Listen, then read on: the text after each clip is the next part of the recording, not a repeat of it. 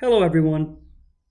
My name is Isidoro Hasbun, and I'm Director for Public Affairs at the Amazon Conservation Team, ACT, and a student at the Virginia Tech Center for Public Administration and Policy. This presentation will provide an overview of indigenous land titling in Colombia, showcasing the work that my organization, the Amazon Conservation Team, has done in the region. It will also provide the guidelines in place within the Colombian legislation to do this important work. But before going into the specifics, let me provide a little bit of context about indigenous territories and lands in Amazonia, as well as the areas of work of my organization. So as you can see from this map, most of the light green landscape, except those in the northwest of South America, are considered the Amazon biome. The Amazon biome is the size of continental United States and is composed of 9 countries. Most of the more pristine landscapes in Amazonia are those in the Guyanas, as well as in the western upper Amazon region. And strategically, these are areas that ACT has prioritized, not only due to the important ecosystemic or biodiversity values that these areas have, but also because these are the areas where some of the most traditional and remote indigenous communities are located, and the importance of their livelihood and their well-being is fundamental for the viability, stability, and long-term survival of these ecosystems. So ACT really is strategically located in these 2 remote areas that are composed by multiple countries. So yes, upper northeast and northwest Amazon, but they are multiple jurisdictions. So you have in the northeast Amazon, Guyana, Suriname, French Guiana, and Amapá in Brazil and Pará in Brazil, the states. And in the northwest Amazon, you have Loreto in Peru, Amazonas, and other subnational jurisdictions in Colombia and Brazil. So that also provides a little bit of the complexity of the works, multi-jurisdictional, but at the same time, the focus is on these 2 priority landscapes. But let's go down into the specifics of Colombia and why Colombia.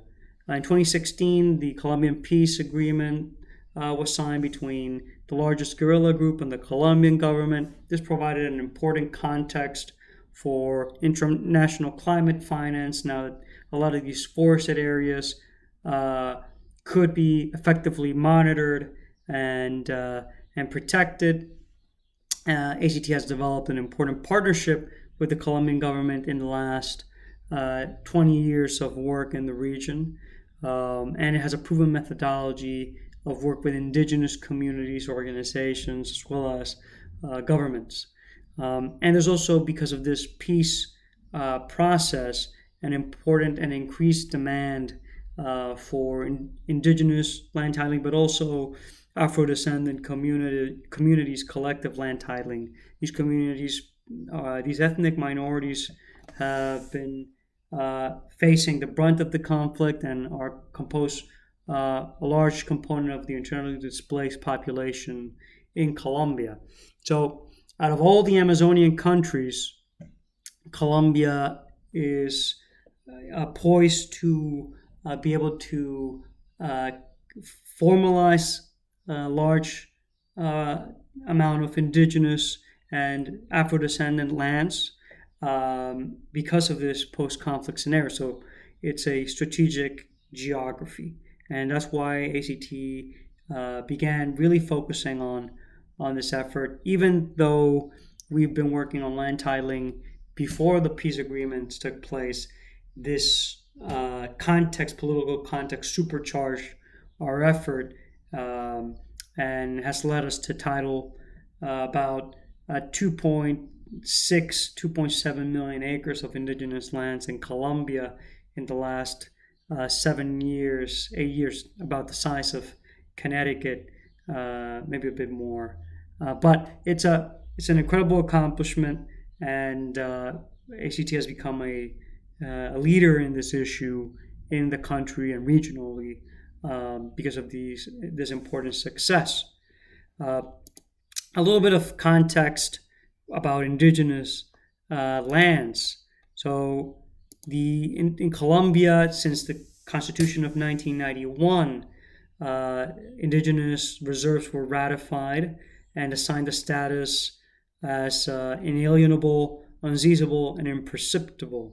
So these are areas that can't be sold, can't be exchanged, and they're in perpetuity in the hands of indigenous uh, stewards, the indigenous owners, in a collective, and through collective ownership. And that's why it's so important, because these indigenous communities, particularly in the Amazon, uh, have held these areas in quite pristine status, relatively speaking, and have less deforestation in their territories than outside, even compared to protected areas.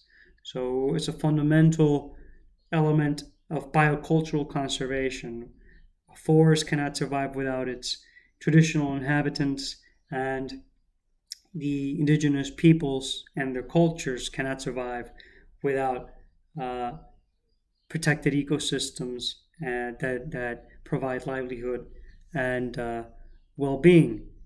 Um, so we can see here that ACT provides a variety of support.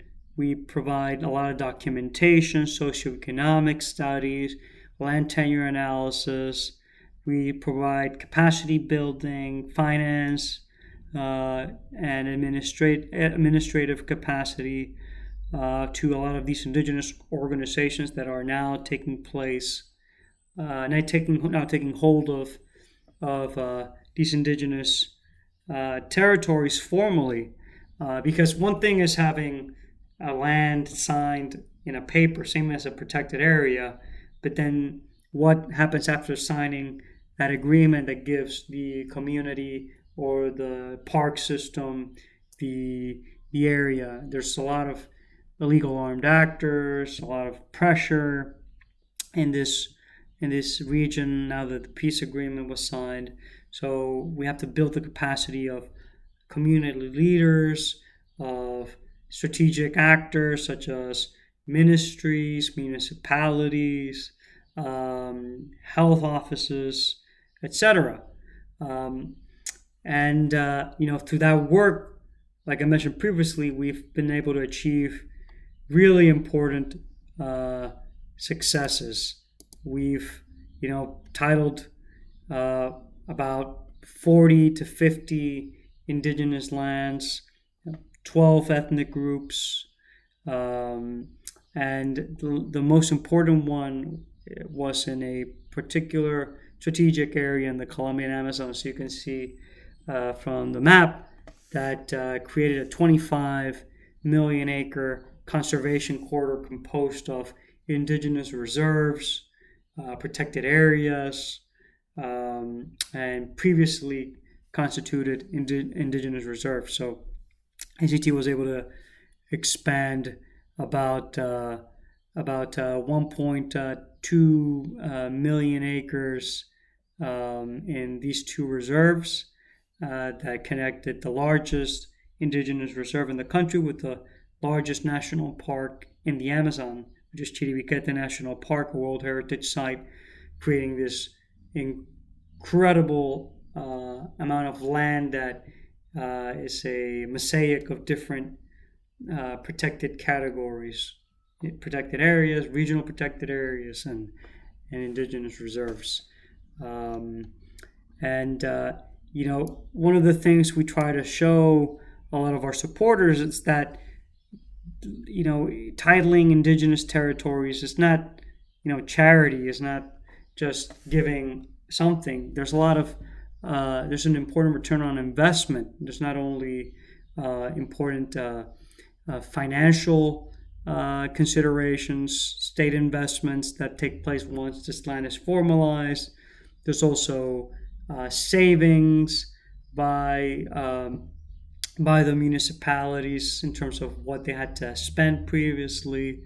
There's also clarity in the investment landscape once you have all these complex negotiations uh, resolved of where to invest. So, for example, a timber company wants to invest in some of these municipalities, but previously, because of the armed conflict, there was really no clarity in terms of where they could invest, who had the claims of this particular polygon, and with this clarity of tenure, that also provides kind of that confidence for investors to go in these areas and negotiate agreements and contracts with governments.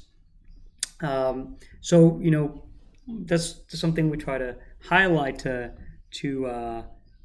folks, is that indigenous lands not only have, yes, that important cultural and biodiversity value that is provided, but there's also fiscal considerations that might be overlooked because it's not common knowledge.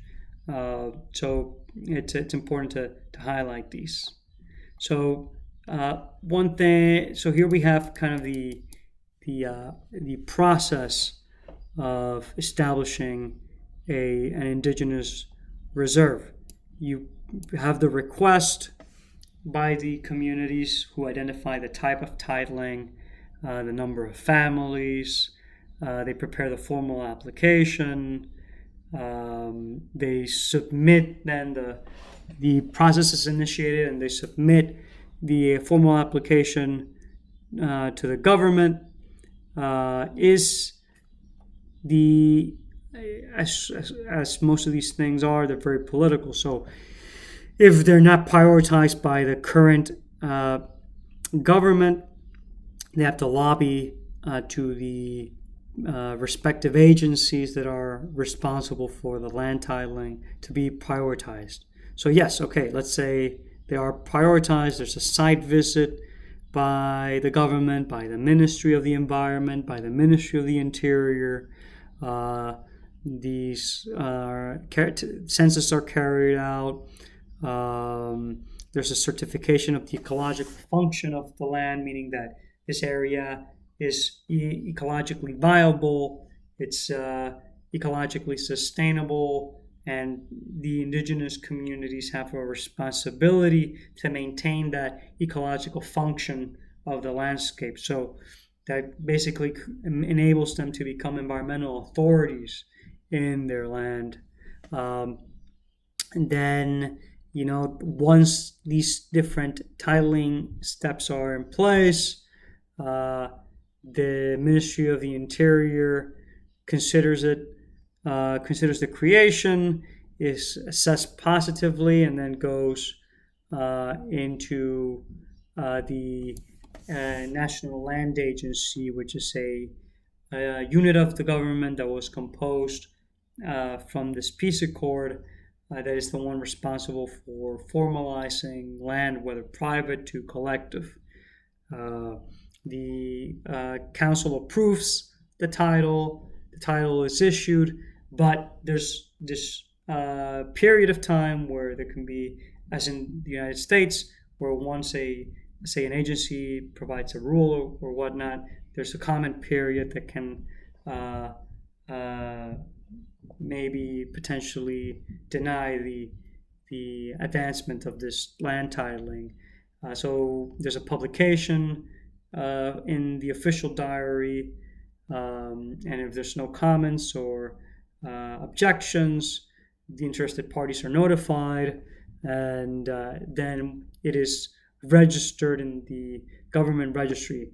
That is fundamental. Once it's registered in the government registry, that makes it a final finality. It is titled in perpetuity, and that is, in summary, the what entails to title indigenous lands. Of course, it's much more complex, requires years potentially of analysis and study and discussions and negotiations with neighboring communities, with government actors.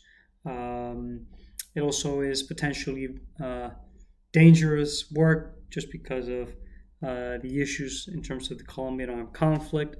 But this process map highlights kind of the essential steps in terms of what entails to formalize an indigenous land, whether expanding it or creating it.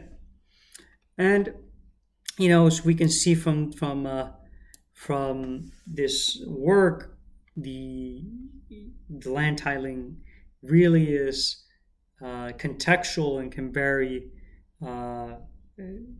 largely in terms of the process. Ones can be immediately prioritized by the government and they are titled in several months, or others can last decades, 20, 30 years, just because of the political sensitivity. There's a lot of institutional changes. For example, this land agency was created in 2016, 2015, but because of these constant reforms, new teams that were the ones in charge of land titling have to be replaced, and there's kind of a lot of turnover in some of these institutions. And the states in all the Amazon, not only Colombia, lack important capacity in terms of the work with indigenous groups and land titling, just because of the polarization in across the world, but in Latin America particularly, you have really a swing, a pendulum in terms of momentum. One year can be very positive, the other year is completely blocked, and there's no political opening in terms of land titling. But that's why, because of this swing and pendulum and political polarization, community and archival management capacity is critical. Maintaining information is fundamental if wants to persevere and be able to really succeed in the constitution of indigenous lands, because without proper data management, information management, maybe there was momentum 15 years ago and then paperwork got lost, someone stole it or whatever, one cannot proceed, and we have to go back into the field and do everything again. So it shows that data management is fundamental as well in this process. So I hope this was a brief presentation that highlights some of the intricacies of land titling in the context of land titling of indigenous lands in Colombia in particular, and some of the successes of the work that ACT has achieved in recent years in the region. Thank you.